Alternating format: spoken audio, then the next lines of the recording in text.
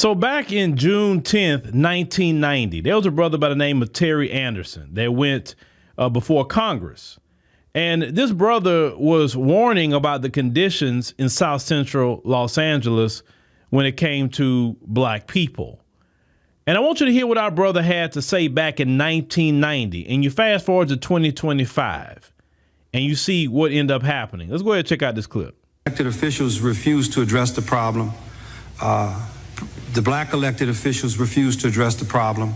My own congressman refuses to address the problem.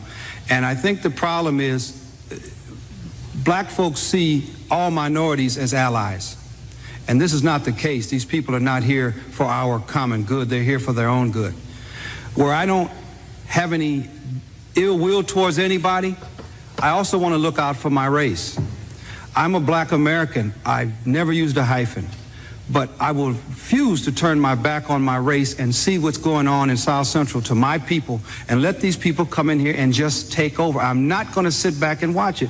And I think it's a terrible thing, a horrendous thing for anybody to see this going on and say, well, he's a minority like me, so I won't speak up. I don't care where he comes from. The key to this whole thing is stop the denial, stop the alliances of, in other words, he's a minority of me, so I can't speak up against him. If this was white folks committing these lynchings to us in South Central, what's going on, there would be an outrage in this country. We have had firebombs thrown through windows. We have had people's cars burned in the driveway because they happened to move into the wrong communities. We had a lady who moved to East LA, came to the state from the South, not knowing what East LA was. It was an all-Hispanic community. She wasn't there one day. We had another man who was burned out of his house in Torrance last year. We had 5 murders in Hawaiian Gardens just because the people were black. This would not be tolerated if this was white on black crime. But the fact that these people come here, and it's the numbers, sir, it's the numbers. They come here in the numbers, they build up the Hispanic community, and they get this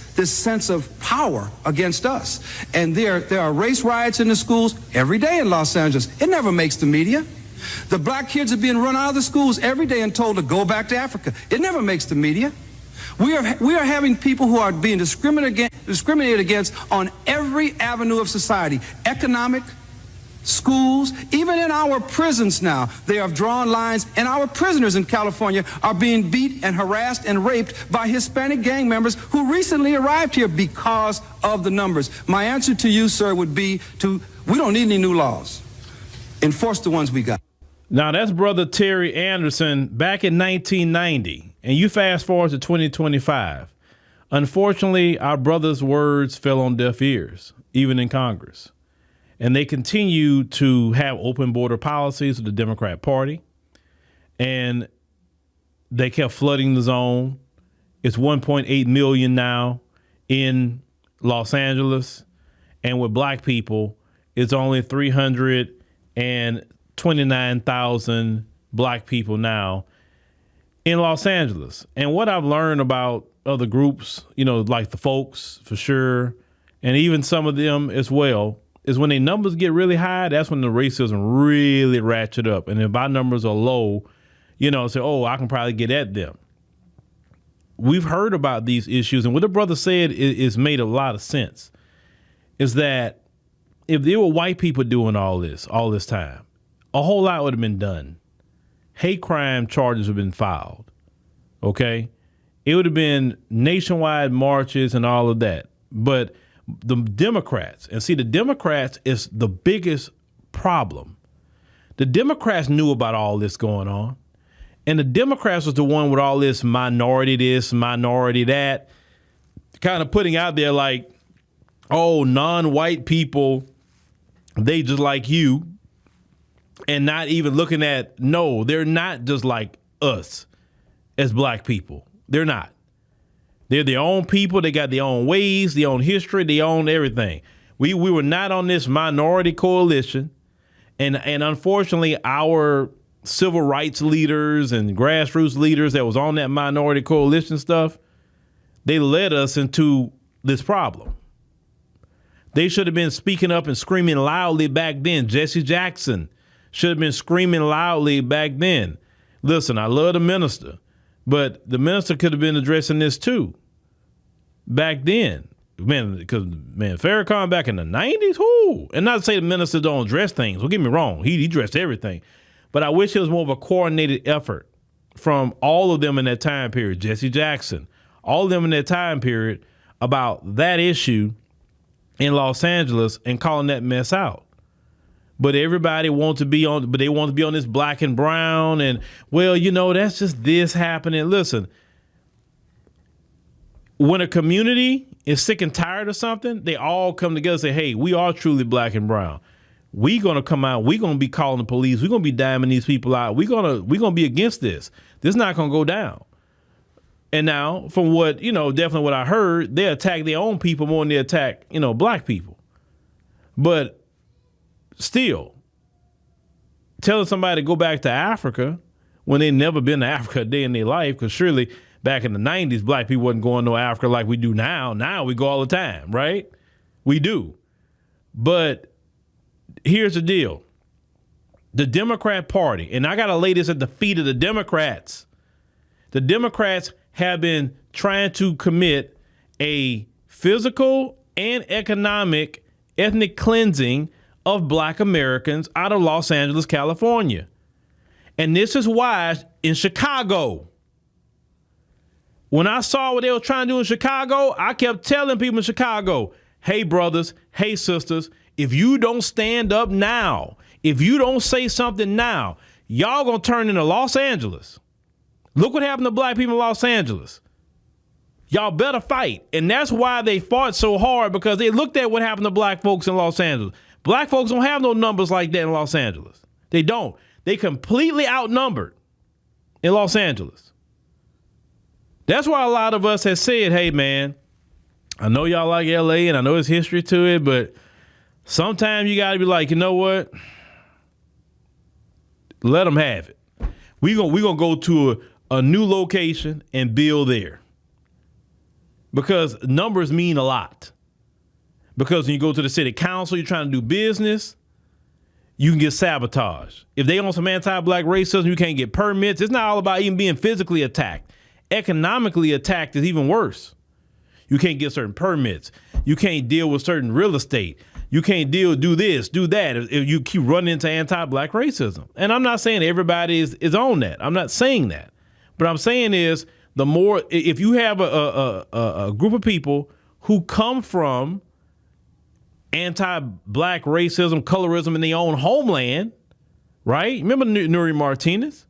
What she said about black folks and even the Oaxacans, which is the indigenous people. They're real dark over there in Mexico, and some of them are here. They brought that over here with them. So I just feel black people, this is my opinion, I just feel black people should just say, hey, I've been saying that, come on home to the South. I've been saying that, come home to the South. The majority of black Americans are in the South. I know a lot of you brothers and sisters went to Vegas because, you still want to get back. And listen, and I'm not saying you can't be in Southern California. I mean, last time I went out there to California, I'm like, nah, I don't want to be in L.A. I'll go see something in L.A. and I get my hat behind right out of L.A. Nah, I'm cool. If I had to live in California, I'd live in Orange County. Straight up. It'd be Orange County or somewhere up north. But I'm not about to be around that cesspool. I'm just not doing it. I mean, I'm a smart enough person to know, go where you're going to be comfortable, live where you're going to be comfortable. Don't put yourself in a position, right? Well, some people say, well, Phil, we all can't leave LA. We all can't do this. We all can't do that. I just think a little bit more strategic than that. I think that we need to get places where a lot of black people are at. And black people trying to hold on to a few places. But you look at LAPD.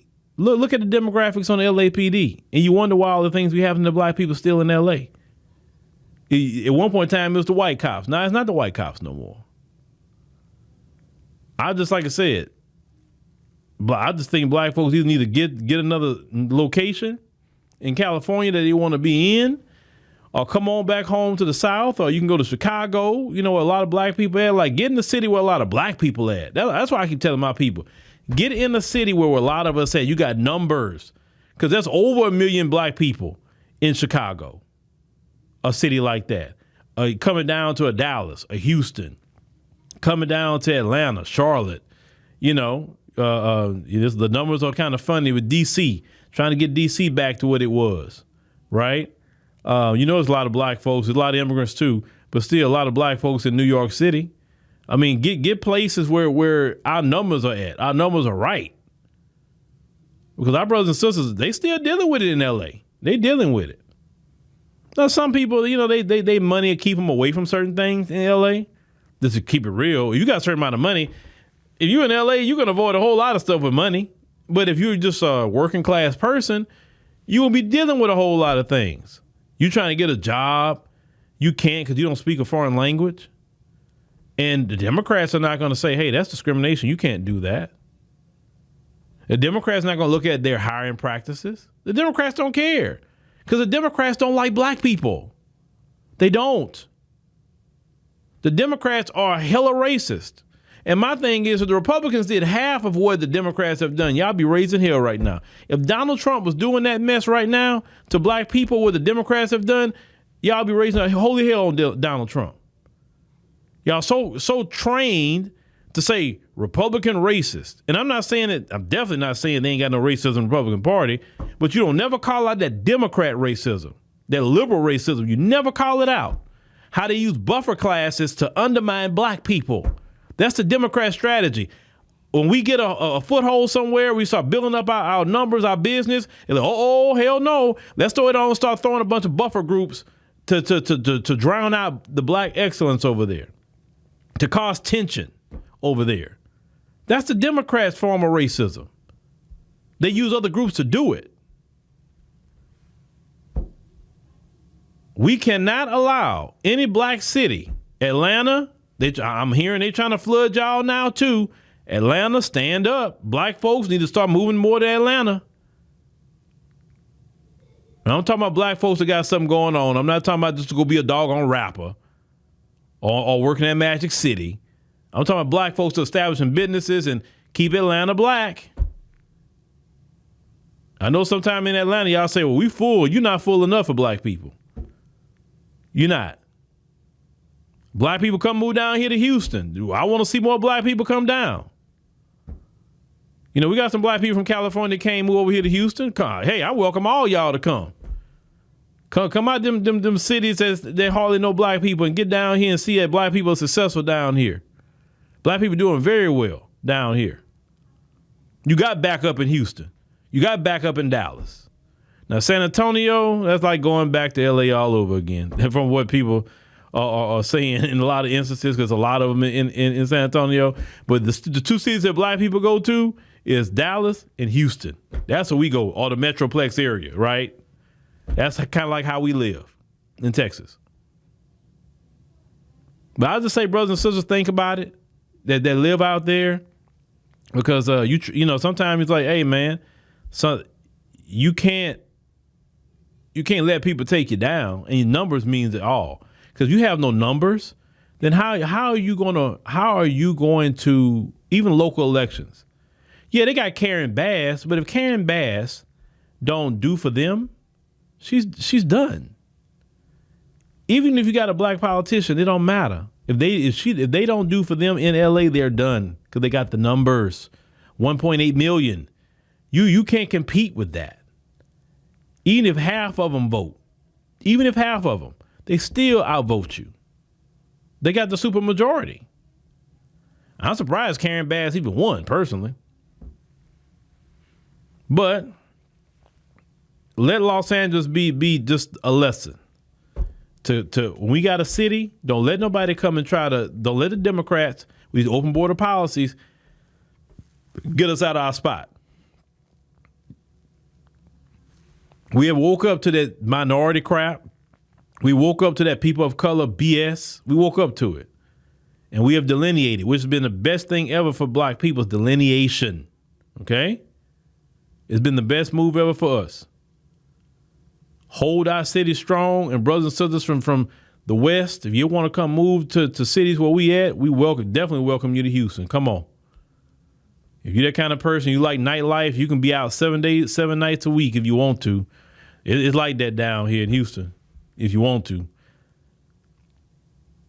But I just hate all this happened to our brothers and sisters in L.A. But hey, you gotta just either go to another county where it's better, or come on down home to your ancestral homeland, the South. That's the best solution that I would come up with.